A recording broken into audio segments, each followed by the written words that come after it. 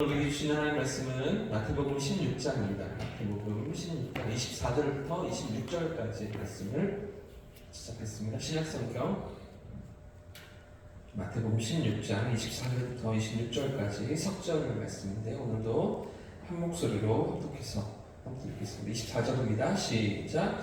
이에 예수께서 제자들에게 이르시되 누구든지 나를 따라오려거든 자기를 부인하고 자기 십자가를 지고 나를 따를 것입니다. 누구든지 제 목숨을 구원하고자 하면 이를 것이요 누구든지 나를 위하여 제 목숨을 잃으면 찾으리라.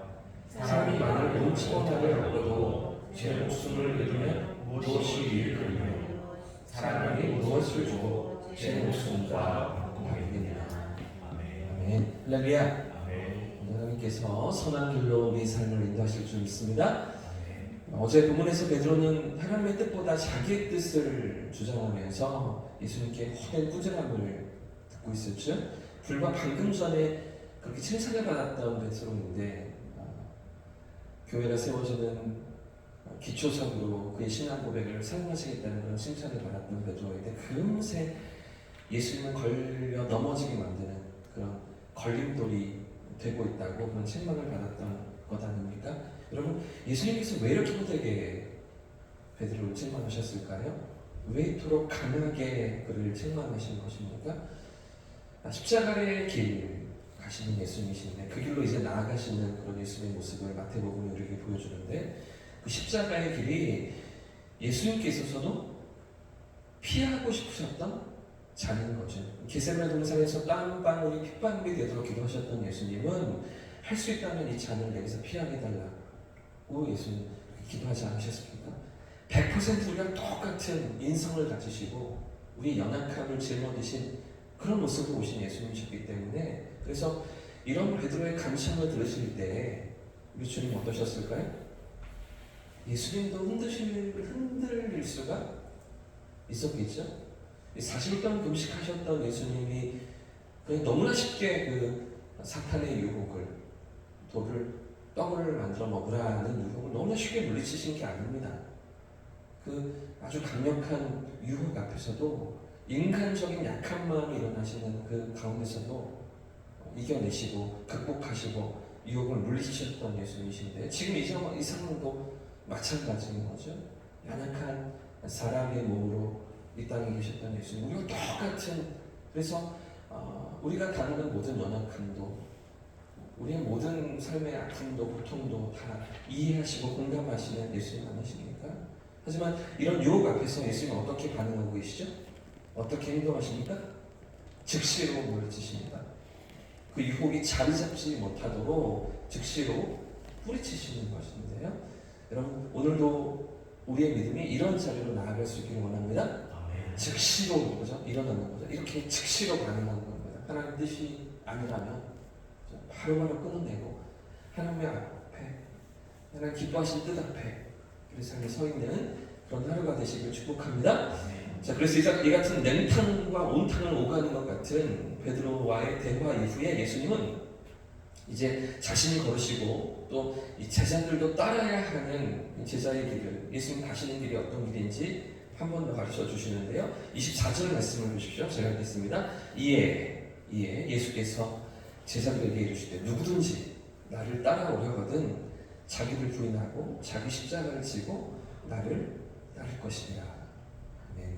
여러분 이에 지금 베드로와의 이런 대화가 있은 이후에 지금 이 대목을 가르쳐 주시고 우리가 너무나 잘 아는 제자의 길 십자가의 길 예수님 가신 길을 가르쳐 주시는데 이에 제자들에게 이르시되 그 제자들에게 말씀하시지만 그들만 아니라 누구든지 오고 가는 이 땅의 모든 백성들 가운데 누구든지 나를 따라오려거든 예수를 따르려거든 자기를 부인하고 자기 십자가를 지고 따라야 한다.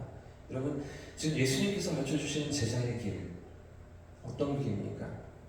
어떤 길로 따르라고 예수님 말씀하십니까? 자기를 부인하는 거죠. 자기를 부인하는 것입니다. 또한 자기 십자가를 지고 그러니까 예수님 지신 십자가가 있습니다.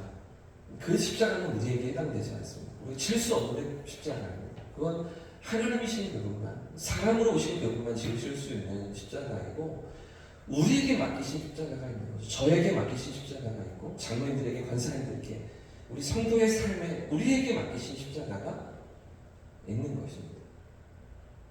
자기 십자가를 지고 나를 따라야 한다. 예수님 말씀하시는데 방금 읽은 24절에 등장하는 이 세 개의 동사는 사실 모두 같은 의미 아니겠습니까?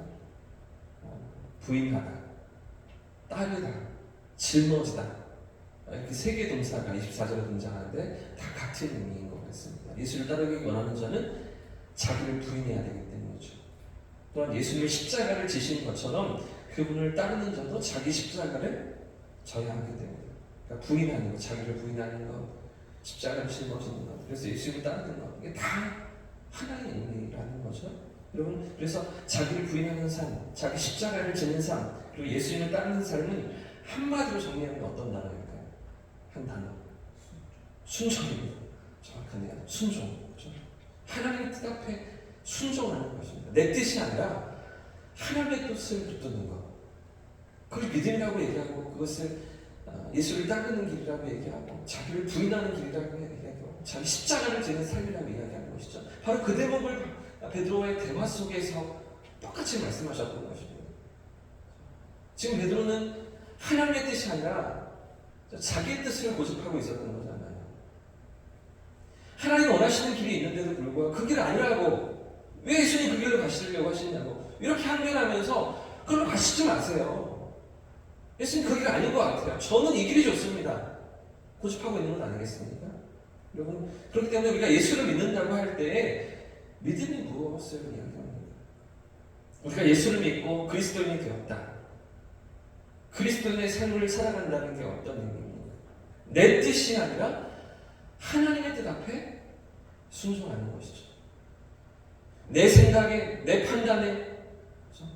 내가 원하는 것들, 내가 생각하는 것들이 있습니다. 그런데 하나님이 아니라고 하시면, 하나님이 이거라고 하시면 순종하는 것이죠.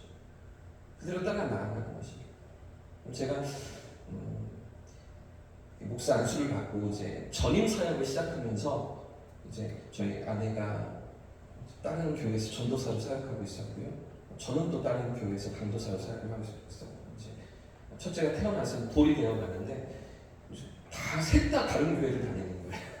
제가 사역하는 교회가 서울의 강북에 있고, 제 아내가 사역하는 교회 강남에 있고, 저희 아이는 이제 사역하면서 못 돌봐주니까 주일에 저희 어머니가 봐주시면서 저희 모교회에 출석하고 있었습니다. 셋 다 다른 교회를 다니면서 아이들을 계속 가는 건 아니다. 이제 전임 사역을 제가 시작하고 저희 아내는 이제 둘째 출산도 준비하고 그러면서 한 교회를 섬기자. 그러면서 교회를 찾다가 그러다가 이제 제가 지원했던 교회가 있고 제가 제일 배우고 싶고 훈련받고 싶었던 그런 지원했던 교회가 있고 또 저희를 알고 저희가 왔으면 하는 그렇게 저희를 불러주시는 교회가 있었습니다. 저는 가고 싶은 교회가 여기인데 또 부르시는 교회가 있는 거예요. 결정을 못 하겠더라고요. 두 군데 중에 여기는 이제 서울이고 여기는 저기 통영입니다. 한 번도 가본 적, 놀러 가본 적도 없는 동네인데 어떻게 이렇게 또 연결이 되어서 근데 결정을 할 수가 없는 거예요. 자꾸 제 욕심인 것 같고 근데 가고 싶고 너무 멀고 가기 싫고 알 수가 없고 가본 적도 없고 그런 중에 이제 기도를 했어요. 어느 날 밤에 아내와 같이 하나님 제가 가고 싶은 교회가 있는데 나는 이 교회가 제 욕심인지 하나님의 뜻인지 모르겠습니다. 잘 배워서 훈련받아서 쓰임 받고 싶은데 근데 또 여기서 오라고 하네요. 그럼 어떻게 될까요? 그러면서 저희 두 사람이 하나님 앞에 서운하고 기도했던 내용은 그럼 이 교회 면접을 보겠습니다. 서울에 면접을 보는데 근데 이거 떨어뜨리시면 뒤도 안 돌아보고 이곳으로 가겠습니다. 다른 교회 뭐 부리건거리지 않고 여기 하나님 뜻인 대로 가겠습니다. 면접 보고 똑 떨어져서 여기 왔어요.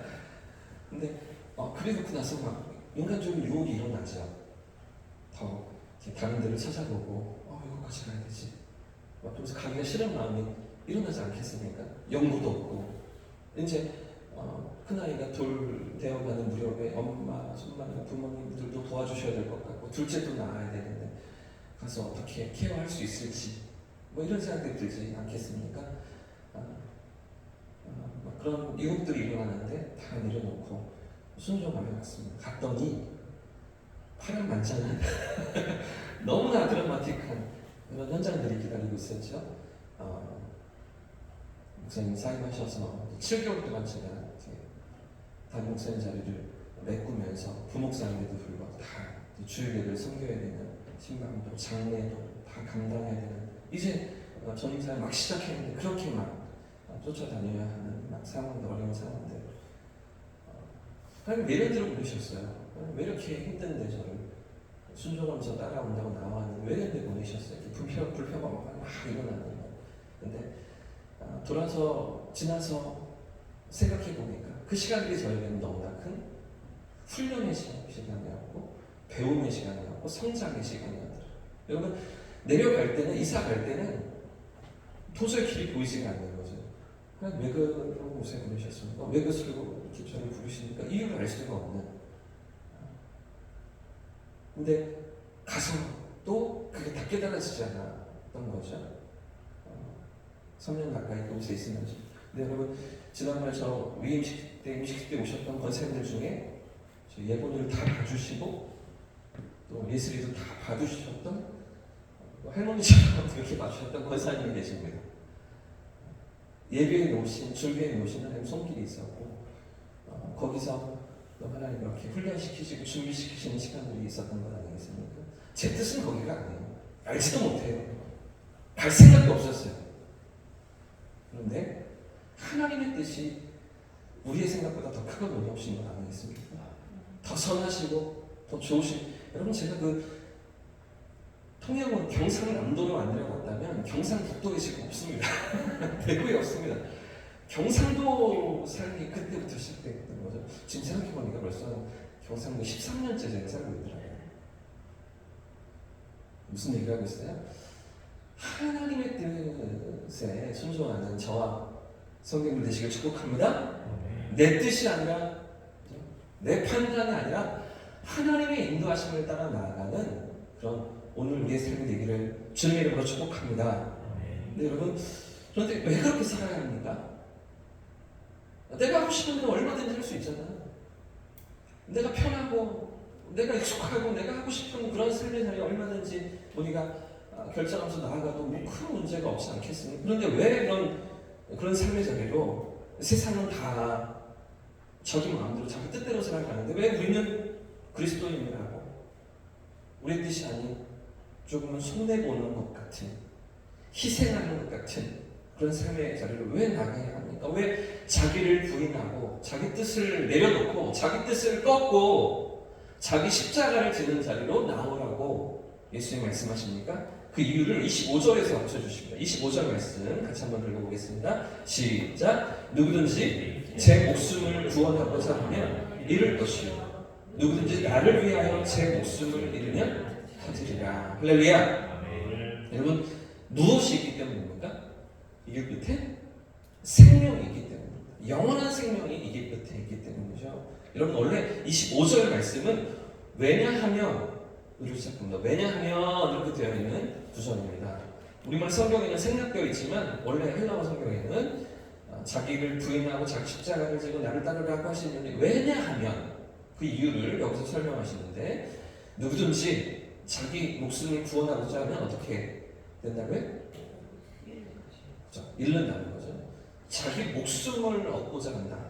자기 목숨을 구하고자 한다. 어떤 의미일까요? 자기의 안위와 자기의 영광과 자기가 원하는 것을 쫓아서 살아가면 이런 뜻이겠죠? 자기 원하는 대로 자기 마음을 따라서 살아가는 것. 자기를 부인하지 않고 자기 십자가를 지지 않으면 어떻게 됩니까? 잃는다는 거죠. 결국에는 잃고 만다는 것입니다. 무엇을 잃을까요? 얻으려고 했던 그것을 잃고 마는 겁니다. 목숨을 구하면 목숨을 얻고자 하는데 사실은 목숨을 잃게 되는 길이라는 거죠. 그 말씀을 하시는 건데요. 목숨만 잃는 것이 아니라 영생도 잃게 되는 거죠. 하나님 나라도 얻지 못한다는 거. 그러나 자기 부인의 길로 걸으면서 자기 십자가를 지고 주님을 따르는 길에 무엇이 기다리고 있습니까? 누구든지 나를 위하여 제 목숨을 잃으면 그 길로 나아가면 얻게 된다는 거죠. 똑같은 말씀입니다. 대치되는 문구입니다. 그 목숨을 얻는다는 겁니다. 영생도 얻는다는 거죠. 영원한 하나님의 나라도 얻게 된다. 저는 여러분, 오늘 우리는 어느 길로 나아가고 있습니까? 어떤 길에 서고 계십니까? 그리스도인으로 살아간다는 것은, 믿음으로 산다는 끊임없이 예수님을 따라가는 것입니다. 네, 이 훈련을 하는 거죠. 나를 부인하고 내 생각을 꺾고 내 주장을 꺾고 바로 위에 있던 베드로를 생각해 보십시오. 베드로가 언제 이제 하나님 앞에 위대하게 쓰임받기 시작합니까? 자기 생각을 내려놓는 거잖아요. 계속해서 사도행전에서 살펴보는 베드로는 그의 고집과 그의 강한 주장, 그의 혈기가, 그런 성실이 다 꺾인 그런 베드로 아니겠습니까? 지난주에 살펴봤던 베드로의 그 차분함과 그 온유함과 그 성도들을 배려하고 이해하지 못하는 그 사도들 앞에 그렇게 역할을 감당하는 베드로의 모습은 자기의 모든 주장을 내려놓은 자기를 부인하는 모습 아니겠습니까? 이런 베드로가 나중에는요, 한참 미친 것 같은 사도 바울이요. 바울은 예수님 공생의 기간 동안에 얼굴도 비치지 않았습니다. 따라다니지도 않았습니다. 이런 바울에게 비난을 받고 책망을 받는데도 거기에 고개를 숙이지 않는다는, 바울에게 이렇게 인정하고 겸손하게 나선다니까요. 바울이 뭔가 베드로의 잘못을 지적할 때 내가 실수했어 인정하면서 이렇게 엎드린다니까요. 그 혈기를 부리고 누가 높냐, 누가 더 예수님께 인정하냐, 이랬던 그 공생의 3년 반 동안의 베드로가 아닌 거죠. 언제 그가 쓰임받게, 언제 하나님 앞에 귀하게 사용되어지는 것입니까? 자기를 부인하는 거죠. 자기를 꺾는 거죠. 주님 세우신 그 자리에서 자기 십자가를 지고 그 삶의 본능을 내딛는 거죠. 사랑하는 여러분, 오늘도 우리의 삶을 이렇게 살아가는 저와 성도님들 되시길 축복합니다. 예수님의 길로 따라가면서 나를 부인하고 주님의 뜻이 무엇인지, 주님이 원하시는 것이 무엇인지를 붙들고 나에게 맡기신 그 십자가, 나에게 허락하신 그 십자가를 지고 주님을 따르는 저와 성도님들 되시기를 예수님의 이름으로 축복합니다. 함께 찬송하겠습니다. 찬송가 458장